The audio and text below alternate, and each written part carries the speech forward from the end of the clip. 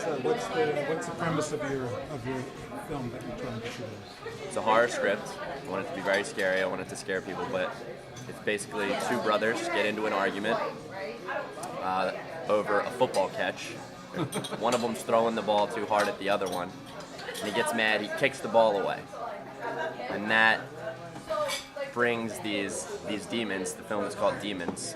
These demons out of somewhere. It's kind of going to be like inspired by David Lynch, so I kind of want it to be very like nightmarish. Some of the most disturbing films I've ever seen. Yeah, Mulholland Drive, crazy stuff. But I didn't see Eraserhead. Watched all the other stuff. But they get in the fight. He sees a few demons. One guy who gives him a scary, very vague warning. A girl who's kind of like an ex-girlfriend, and then a group of kids who are kind of just messed up. And at the end, he gets home. He's very down, frustrated, and he finds out his brother's having like a party around a bonfire. And he goes out and he kind of reconciles with his brother, and that kind of triggers the demons to stay away. But then at the very end, there's going to be a shock, startle of all the demons, and I want that to leave a lasting impression on the audience. So that's going to be my final thing. But that's basically the idea of the movie. That sounds very cool. Thanks. So speaking of demons, so this play that you were in, There he is.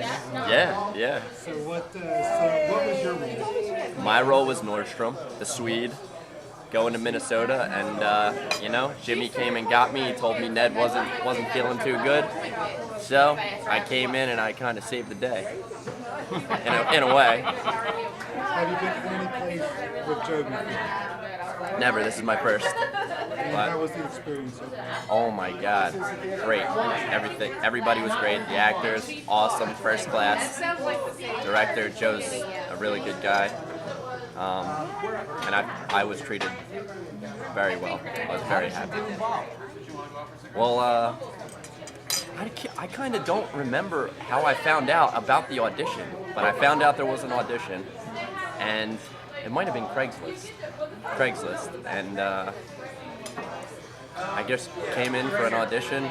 They asked me to read for a couple parts, and told me I got the job.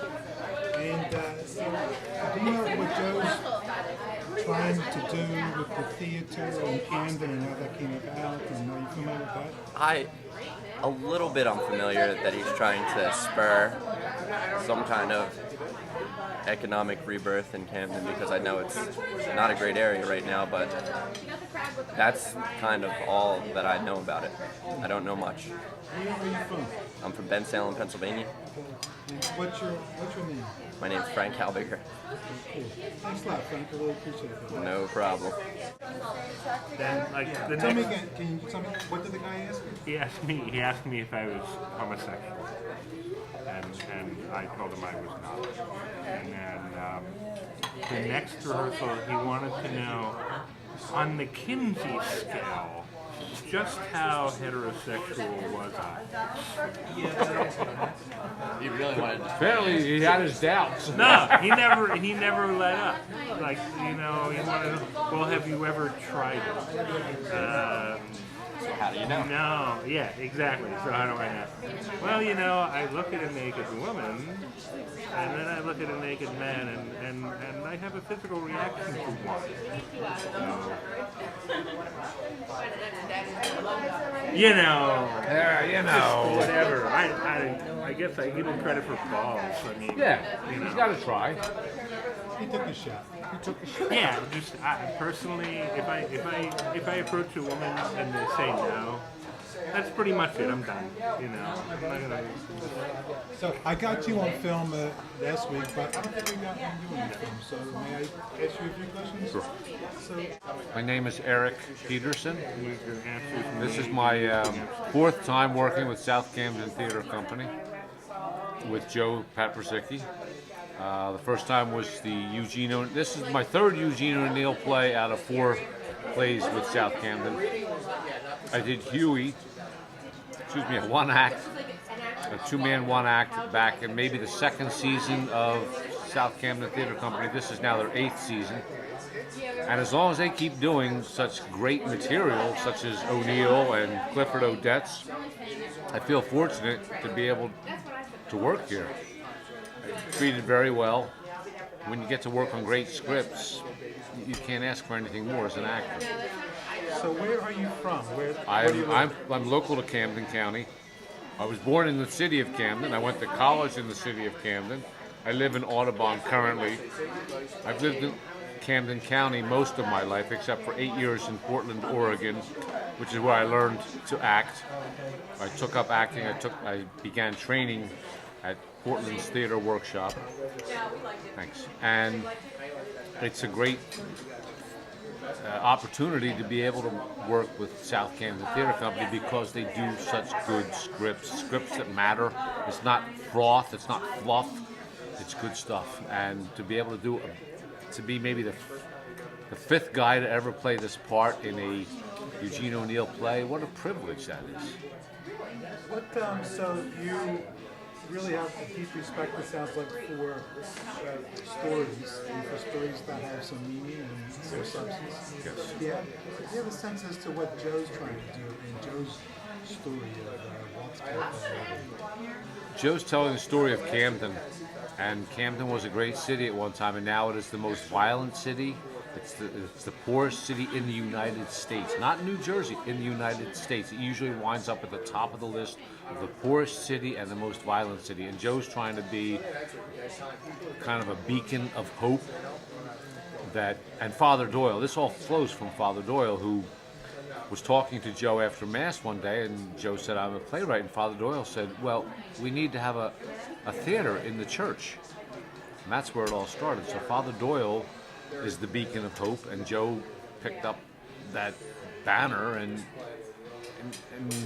I wouldn't come to Camden otherwise, but I'd come to Camden to do good theater, and it just feels like we maybe can help in some small way to make Camden a magnet for people to come back to, and that's be a wonderful thing that Camden. I mean, right up on the corner, there's a lot of problems in Camden, but because of Father Doyle and because of Joe Paprzycki, we're kind of at counterbalancing some of that negativity with trying to do good theater and bringing people back. Do you see the difference at all that you and the actors and Father Doyle and Joe doing? Well, I see people showing up for the performances.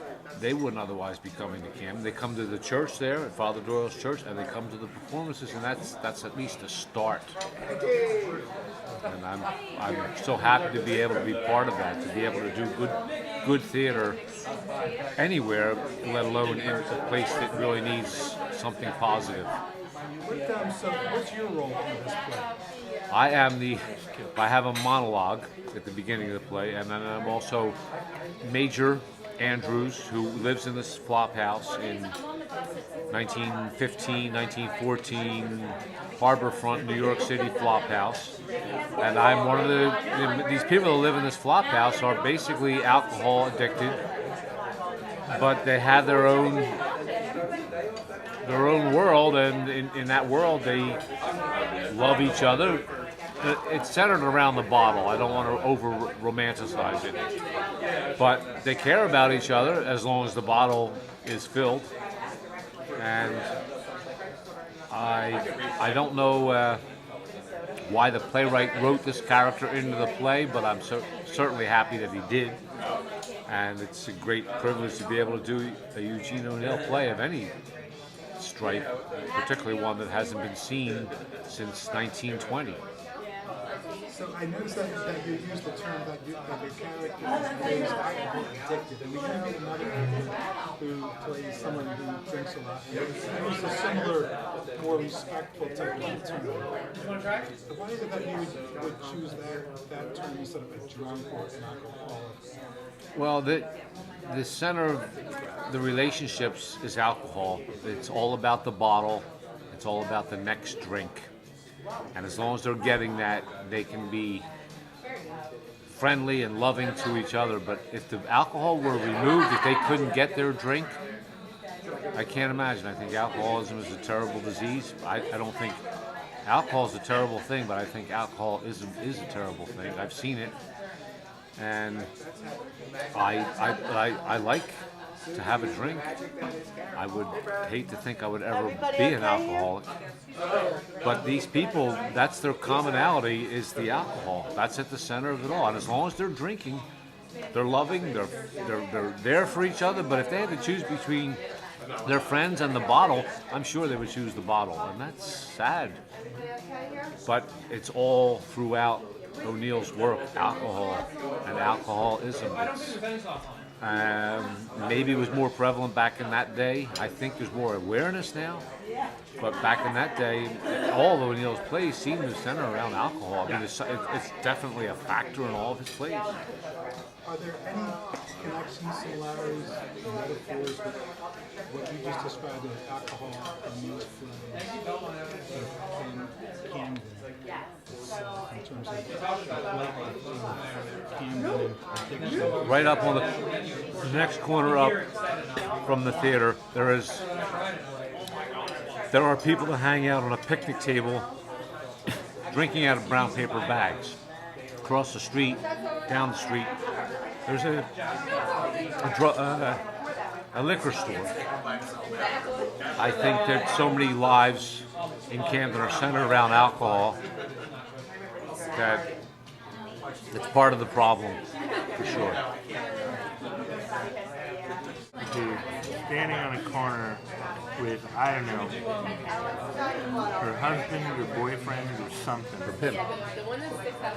Yeah, holding her baby, like, kind of in the background. I'll just be unobtrusive over here holding your baby while you pick up tricks. Wow. Nice neighborhood. End of every show, we always have the cast and the crew sign a poster for Joe and frame it for him. So here you go.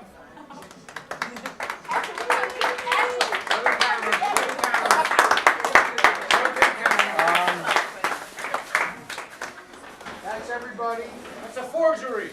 Wait, did Mickey sign this? No, really, this is always, other than closing day, which is a highlight. This is my second highlight, but I mean closing day a highlight because we really accomplished something special. We're probably the fifth company in the history of the world that did this play, and now it's out there in the world, and now the world will do it. Not better than us. But thanks for all the work, the digging into O'Neill, the personal toll that can take when you do O'Neill right, like we did. So thank all of you, and Thanks for doing it, Joe. my pleasure. Thank you.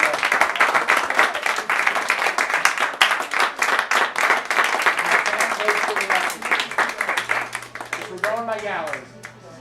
Thank you all. Thanks. Drink up, it's O'Neill. All right, now